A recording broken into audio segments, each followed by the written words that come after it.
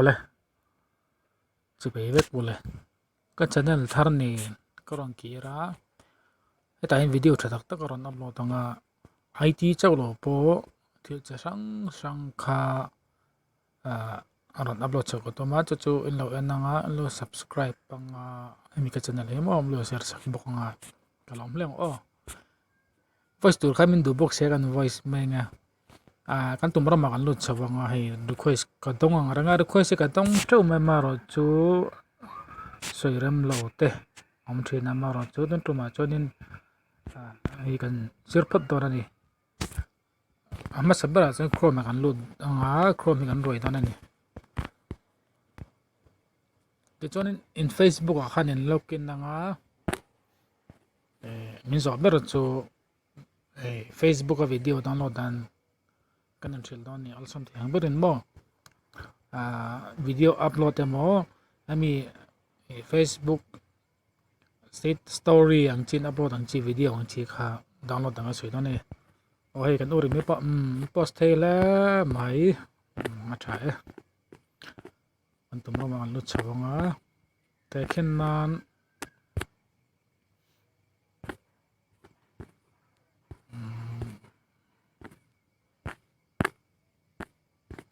hey video ania play chenanga te chonin amai click lenga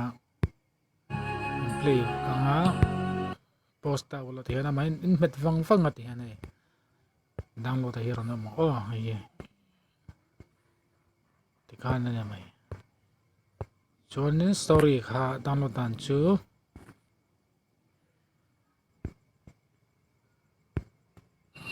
They don't know at all.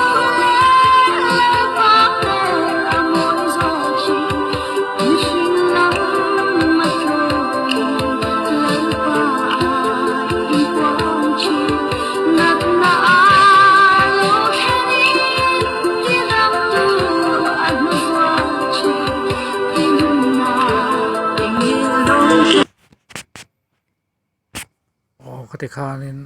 in play pot anga te chona main click wang anga download ai lut meng download ai lut anga and download meng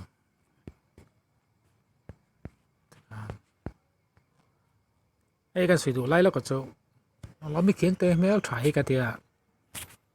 star ve thile tu ko ni mo ai sai tia ma mail tha ka ti pol ni khati song khalo ni le pot me ro se video tha tak nen video tha tak nen kanon ke zel don ni channel hi lo subscribe la ro share sak la